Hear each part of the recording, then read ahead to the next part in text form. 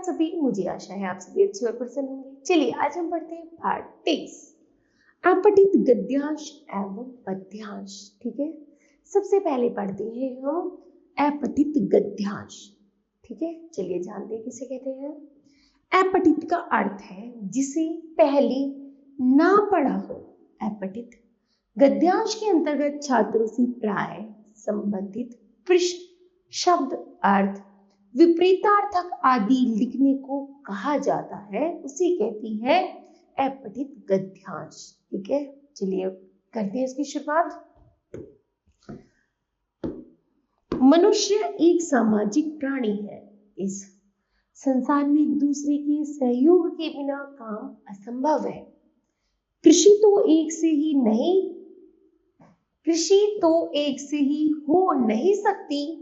जहां सहयोग है वहां उन्नति है, और जहां सहयोग नहीं है वहां विफलता है।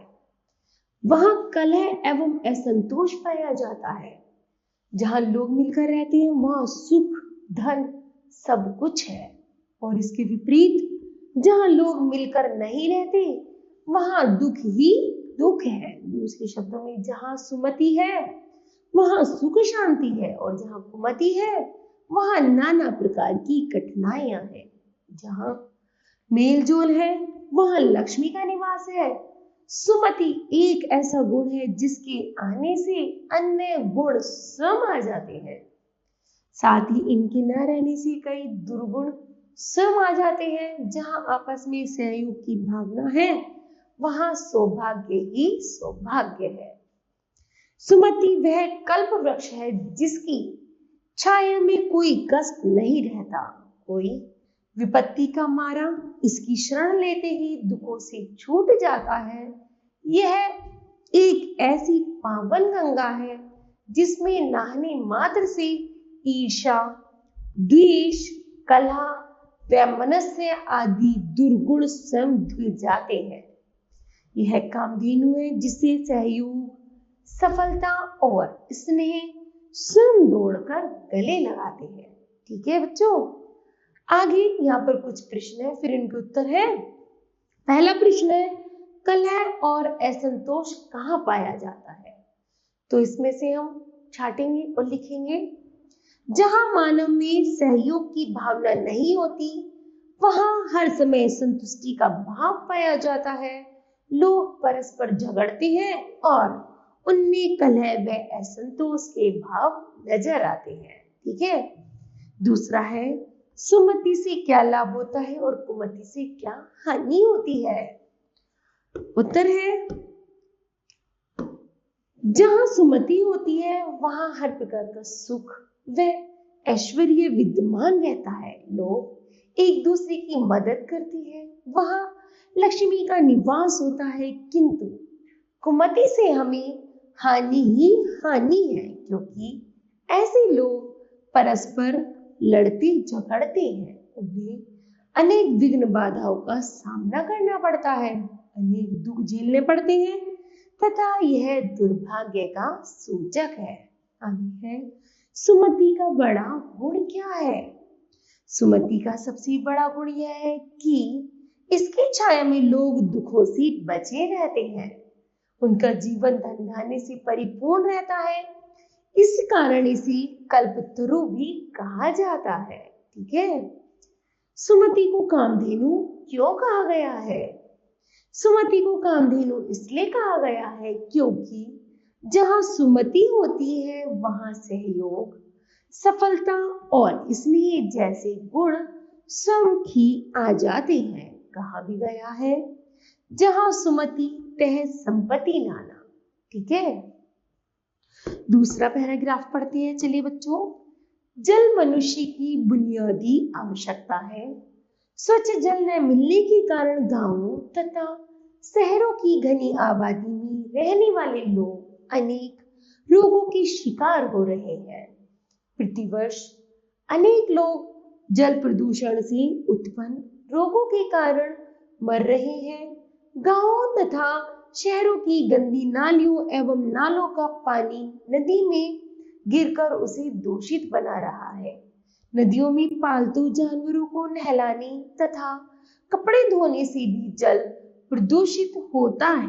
कारखानों से निकलने वाला कचरा भी नदियों के जल में मिलता है और पीने योग्य नहीं रहने देता। गांव में पोखरों और जलाशयों में नहाने धोने तथा पशुओं को नहलाने से जल प्रदूषित हो जाता है, क्योंकि यह बहता जल नहीं होता। ठीक है। पहला प्रश्न आता है इनमें से मनुष्य की बुनियादी आवश्यकता क्या है? तो पहला क्या है? मनुष्य की बुनियादी आवश्यकता जल है। दूसरा है जल है। दूसरा है नदियों में पशु के नहलाने और कपड़े धोने से क्या हानि है? उत्तर है नदियों में पशु के नहलाने और कपड़े धोने से जल प्रदूषण की हानि होती है। तीसरा है प्रदूषण शब्द में कौन सा उपसर्ग है? प्रदूषण शब्द में प्र उपसर्ग है। दूषित शब्द में कौन सा प्रत्यय है? तो दूषित शब्द में इत प्रत्यय है। इस गद्यांश का उपयुक्त शीर्षक दीजिए। इस गद्यांश का उपयुक्त शीर्षक जल प्रदूषण होगा। ठीक है। इस तरह बच्चों ये हमारे एपटिक क्या थे? गद्यांश थे। और अब है एपटिक पद्यांश। गद्यांश तो होते हैं पूरा पैराग्राफ, पद्यांश होते हैं जिनमें पंक्ति होती है।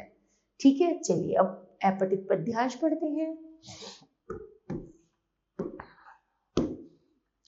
रे रोग युधिष्ठिर को ना यहाँ, जाने दो उनको स्वर्ग धीर, पर फिर हमें गांडीव गदा लौटा दे अर्जुन भीम वीर। कह दे शंकर से आज करें वे प्रलय नृत्य फिर एक बार, सारे भारत में गूंज उठे हर हर बम का महोच्चार। ठीक, ये जो पंक्तियां हैं ये एपटिक है। इन पंक्तियों से हमें प्रश्नों के उत्तर खोजने हैं। देखिए कैसे। पहला प्रश्न है इन पंक्तियों में महाभारत की कौन कौन से 3 चरित्रों का उल्लेख किया गया है? तो उत्तर है इन पंक्तियों में महाभारत की 3 चरित्र युधिष्ठिर, नकुल, सहदेव का उल्लेख है। उसमें शंकर के प्रलयकारी नृत्य को किस नाम से जाना जाता है? शंकर के प्रलयकारी नृत्य को तांडव के नाम से जाना जाता है। आगे है गांडीव किसे कहा गया है? गांडीव अर्जुन के धनुष को कहते हैं। महोच्चार शब्द का संधि विच्छेद कीजिए।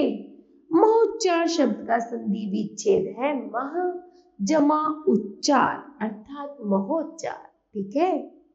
दूसरी पंक्ति है फूलों से नित हंसना सीखो, भौरों से नित गाना, झुकी डालियों से सीखो तुम गुरु को शीश झुकाना।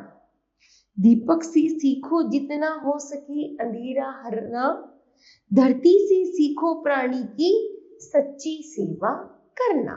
ठीक है। हम फूलों से क्या सीखते हैं? उत्तर है हम फूलों से हंसना सीखते हैं।